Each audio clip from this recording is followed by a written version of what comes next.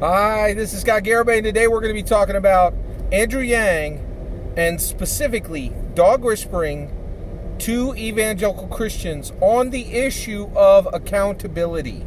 All right, so this is the J. Scott Garibay guide for Andrew Yang, specifically to start a dog whispering campaign to evangelical Christians. And the reason why is evangelical Christians are the key to winning this election. And the reason why is I think the vast majority of demographics in this country are going to vote exactly the same way they did in the last, except evangelical Christians. Evangelical Christians have been specifically primed by Donald Trump to vote against Donald Trump when they literally voted for Donald Trump in the last election. Now, evangelical Christians made a Faustian bargain with Trump. They voted for him to get judges. They got those judges, right? And I think they're really primed right now to vote against Donald Trump. And the reason why is it has become shockingly clear to every evangelical Christian. They already knew that evangelical Christians already knew that Donald Trump wasn't an evangelical Christian. But now they know how deep that non-evangelical Christianity actually runs, right? And there have been multiple issues where it's shown that Donald Trump is exactly what he's always said he is. He's a businessman who uses deception in business, right? And that he is prideful, rude, and selfish, which those are specific categories that evangelical Christians, they've been graded, they've had their skin abrased against Donald Trump for 4 years, and they are ripe for the plucking, okay? But you got to know how to talk to him. And so Andrew Yang needs to have this conversation with evangelical Christians, and the reason he's going to dog whistle to them is so that his conversation with evangelical Christians is not interrupted by the media, okay? He's going to use the media to talk to evangelical Christians through this dog whistling, but cut the media out. It's exactly what Trump has been doing. He uses Twitter to cut the media out, right, of his conversation with his base. All right, so here's how you do it. All right, so one, and by the way, here's my bona fides. I am an evangelical Christian through and through, right? I'm marinated in evangelical Christianity. I've been an evangelical Christian since I was 15 years old. I know the talk, so let's get into it. All right, so one, Andrew Yang, you need to remind evangelicals that Donald Trump is not a Christian. Anything you can do to point back to this one statement. When Donald Trump was asked if he was a Christian, he said, "Of course I'm a Christian. I go to church," right? Just point that back, point the media and point the evangelicals back to that in any way you can. You could do it you got a whole team, any signals you can to bring that back up, because every single evangelical Christian knows that no evangelical Christian would ever answer the question like that. And that if you do answer the question like, "Of course I'm a Christian because I go to church," every evangelical Christian knows immediately that you are not a Christian, right? Because the reason, evangelicals think they're Christian is Jesus Christ, nothing else. The blood, they're saved by the blood of Jesus Christ. Done. No other answer is sufficient, right? And every evangelical Christian knows this, right? All right. Second, here's your terms. 2 terms for today, right? Crushed but not broken, right? When Jesus Christ was, and again, Andrew Yang, you should be using these terms when you talk, right? You could use these, you should not attach these 2 terms to anything religious, right? But when you say it, evangelical Christian ears are gonna perk up like a rabbit when they're hearing a wolf cane, right? They're gonna go, wait, what did he say, right? So you want to say crushed but not broken, right? Every evangelical Christian has heard this term before. It's used all the time in church, and the reason why is we all understand that when Christ was crucified, he was crushed physically, mentally, and spiritually, right? The crucifixion it really crushed his body. Like, it did him an immense amount of physical pain and damage, right? Mentally, he was insulted. He was denied, dignity, those kind of things. He was crushed mentally. And then spiritually, he was crushed, right? He was, God turned his face on him, right? But here's the crushed but not broken, right? Not a single bone in Jesus' body was ever broken, right? So pastors use this term all the time, crushed but not broken. You can use that in any way you want, and it should be completely divorced from any kind of religious context, right? But as second they hear it, like, evangelical Christian leaders are going to go, what did I hear, right? So you want to take it out of a Christian context, and then you want, and here's one, I'll give you one more, and then I'll give you the message you're going to give to them on accountability, right?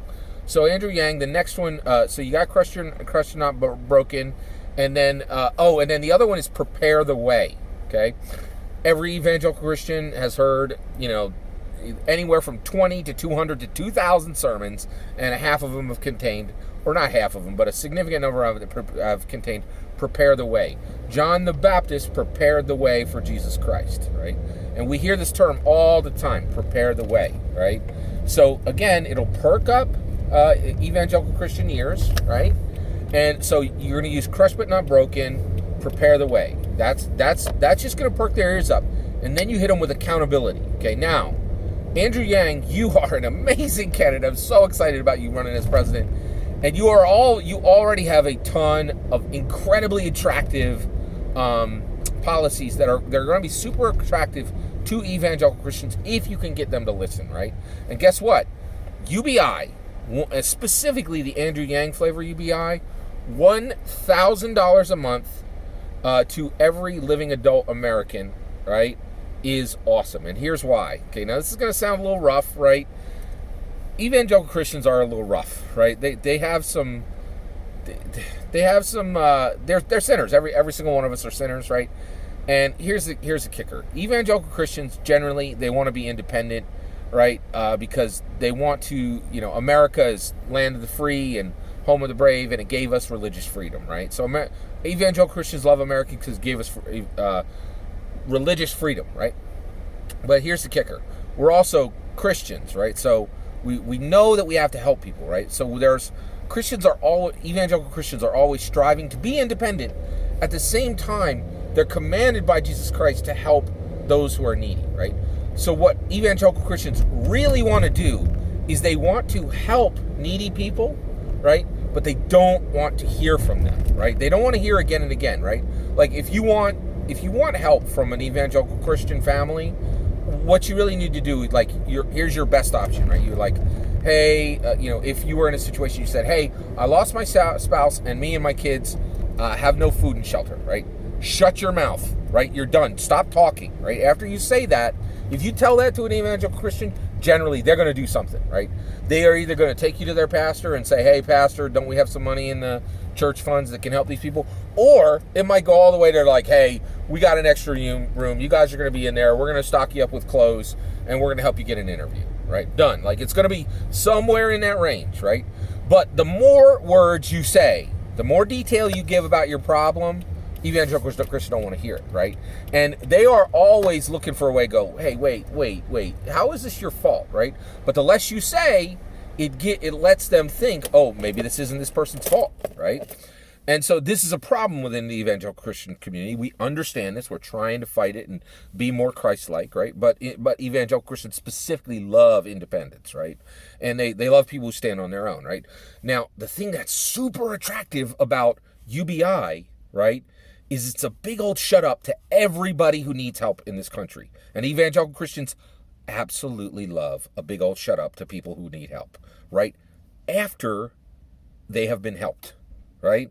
So basically, evangelical Christians want to hear your problem, they want to, and then hear nothing else from you, and then they want to help you, right?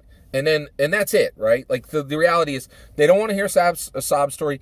And the more detail you give them about the help you need, the more ways they're going to find an evangelical Christian who's like, well, this is your own fault and I don't want to help you anymore. And they're going to break away from their Christian calling to help the needy, right? But the thing that's great about the $12,000 a year is every genuinely needy person in America gets a big old shut up after Andrew Yang's UBI, Andrew Yang's UBI policy, right? Because the reality is every single needy person is getting a ton of help every single month. And Christians are going to love, evangelical Christians are going to love this because they're like, because then when somebody's like, oh, I have this problem. Oh, I have this problem. Oh, I have this problem, right? It gives that evangelical Christian like the shut up that they want, right? And they're saying, hey, you already got something. Where is your accountability for what you have already been provisioned with, right? So evangelical Christians do want to help people. They want to hear they want to hear the need for help. They want to supply the help, but they don't want a lot of extra words, right? And the UBI gives a monthly, shut up, you already got $1,000. What did you do with that, right? And it hands accountability to every needy person in the country, right? They need to say, what did I do with what I've already been given, right? Before they go to anybody else and say, I need more, I want more, I need more. What else help am I going to get, right? And evangelical Christians, they will love this. They will love it, right? Because it gives accountability. This is another thing about evangelical Christians not a lot of people know. Many churches, evangelical Christian churches, really elevate accountability very, very high because they believe it's threaded throughout the Bible, right? So many churches, evangelical Christian churches, have these accountability partners.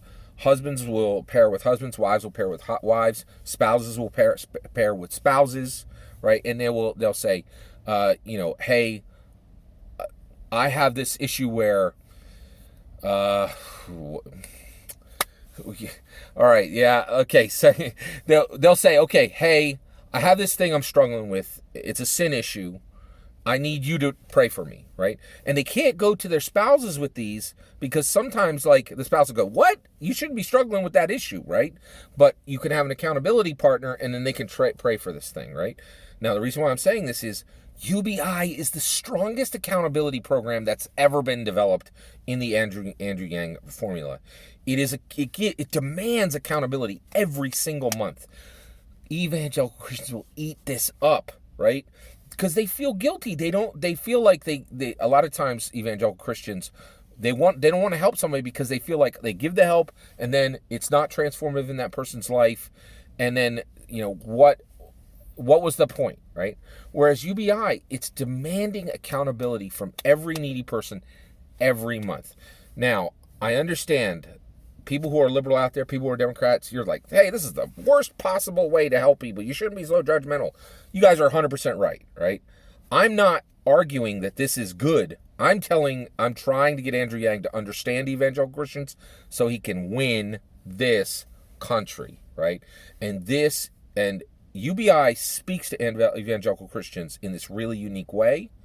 And if Andrew Yang can recognize that and get evangelical Christians to see it, evangelical Christians, in my opinion, are dramatically looking for a new champion right now. And the reason why is they have learned in many ways over the last 4 years, Donald Trump ain't in our camp. He is not an evangelical Christian, right? He is a businessman who uses deception that came right out of the art of war.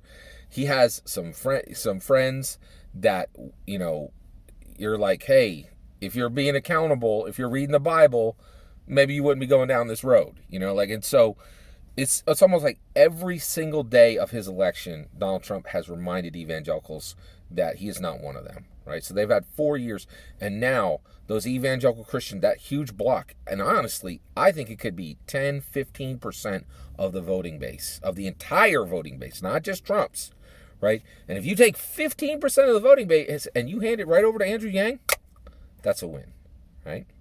That's my opinion. Do you think I'm right or wrong? Let me know in the comments below. I'd love to hear your opinion. Please consider liking and subscribing, and have a wonderful millennium.